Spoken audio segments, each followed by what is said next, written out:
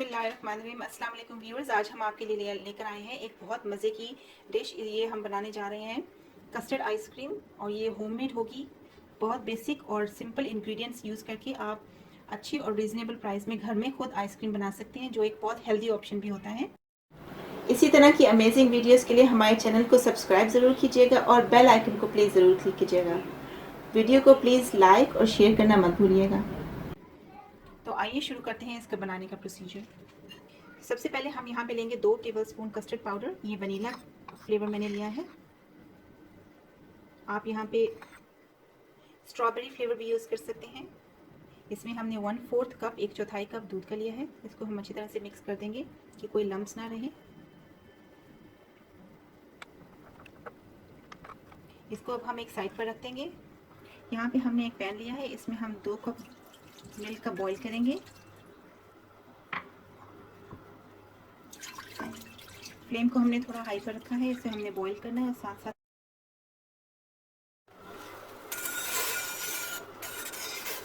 इसको हम gently stir भी करते रहेंगे साथ साथ, और इसे बॉईल पर ले आएंगे।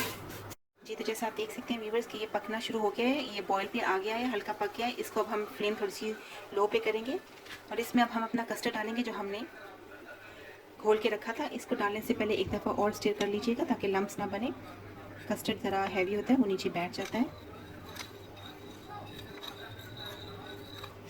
साथ साथ आपने इसे डालना है और साथ ही आपने इसे स्टर करना है ताकि इसमें लम्स ना बने। जेंटली आपने इसे पोर करना है और साथ में मिक्स करते रहना है। जैसे आप कस्टर्ड डालेंगे आप नोटिस करेंगे कि दूध आपका काफ़ी थिक हो गया है। इसे अब आपने हल्के हाथ से स्टर करते रहना है ताकि लम्स ना बने। इसे पहले हमने हाई फ्लेम पर बॉईल किया था, अब हमने फ्लेम लो कर दी है। अब हम इसे 5 से 6 मिनट लो फ्लेम पे पकाएंगे। तो जैसे आप देख सकते हैं इसे पकता हुए थोड़ा सा टाइम हो गया है और अब इसको हमने कंटिन्यूसली स्टर किया है। फ्लेम को हम थोड़ा सा हाई कर देंगे, हाई टू मीडियम पर इसे मज़ीद 3 से 4 मिनट पकाएंगे। इसे कंटिन्यूसली स्टर करते रहना है। जैसे अगर आप छोड़ेंगे इसे तो इसमें ये नीचे लगेगा और इसमें लम्स बन जाएंगे। इसकी स्मूथ कंसिस्टेंसी चाहिए हमें। अब इसकी कंसिस्टेंसी थोड़ी सी और थिक हो गई है। इसमें अब हम 1/2 टीस्पून वनीला एसेंस का डाल देंगे।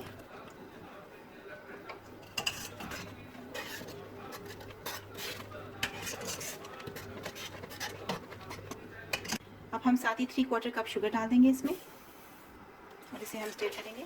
इसे अच्छी तरह से स्टर कर रहे हैं ताकि शुगर अच्छी तरह से डिज़ोल्व हो जाए।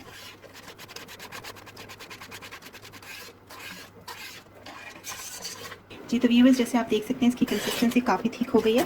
अब हम इसे फ्लेम से रिमूव करेंगे। फ्लेम को हमने अब ऑफ कर दिया है और अब हम इसे अच्छी तरह से चिल करेंगे। जब ये ठंडा हो जाएगा तब हम इसे नेक्स्ट स्टेप की तरफ जाएंगे। हम अपने कस्टर्ड को अब एक शीशे के बोल में निकाल के और इसे फ्रिज में रख देंगे। इसे 2 घंटे के लिए फ्रिज में रखें ताकि ये अच्छे से ठंडा हो जाए। अब हम अपने सेकंड स्टेप की तरफ चलते हैं। इसमें हम यहाँ पे 1 कप व्हिप्ड क्रीम लेंगे।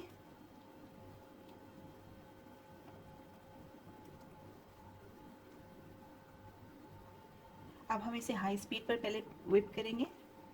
आप इसे हैंड ब्लेंडर भी यूज़ कर सकते हैं, लेकिन इससे थोड़ा टाइम लगेगा, इसलिए एग बीटर यूज़ कीजिएगा।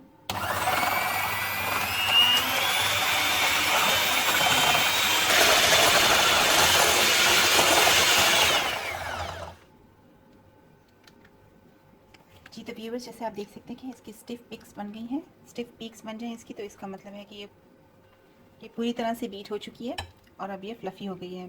प्लीज़ माइंड में रखिएगा कि जब आप अपनी क्रीम बीट करने लगेंगे तो वो ठंडी ज़रूर होनी चाहिए। अगर चिल्ड नहीं होगी तो आपकी क्रीम कभी भी अच्छी तरह से बीट नहीं होगी। इसे लास्ट टाइम अब हम बस सिर्फ 1 मिनट के लिए और करेंगे, उसके बाद ये रेडी होगी।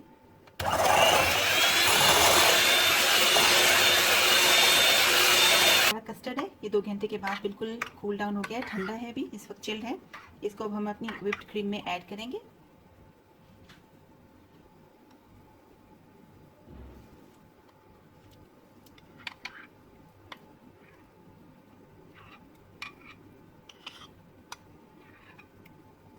इसको अब हमने अच्छी तरह से फिर से ब्लेंड करना है। मीडियम पर रखिए।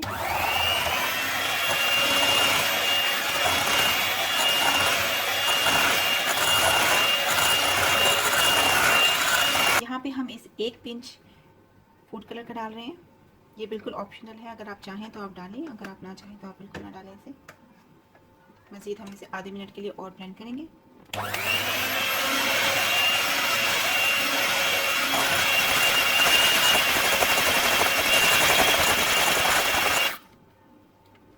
जी तो फ्रेंड्स, ये बिल्कुल अब रेडी है। इसे अब हम अपने फ्रीज़र में रखेंगे चिल होने के लिए 1 से 2 घंटे के लिए। उसके बाद फिर हम आपको बताएंगे नेक्स्ट हम क्या करेंगे। जी जैसा आप देख सकते हैं 2 घंटे पूरे हो गए हैं। अब हमने इसे निकाला है। इसे हम आधे मिनट के लिए इससे ब्लेंड करेंगे। तो अब हम इसे ब्लेंड करते हैं। हमने फ्रिज से निकाला है, इसे हम आधे मिनट के लिए ब्लेंड करते हैं।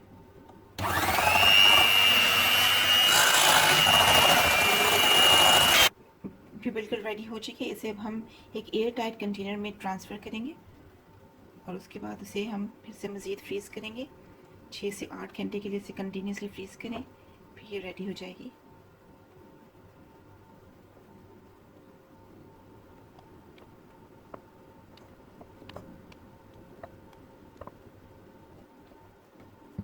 इसे अब हम एयर टाइट कंटेनर से कवर करके तो हम 6 to 8 आवर्स हम इसे ठंडा करने के लिए रखेंगे फ्रीज़र में, और उसके बाद हम आपको इसका फाइनल लुक दिखाएंगे।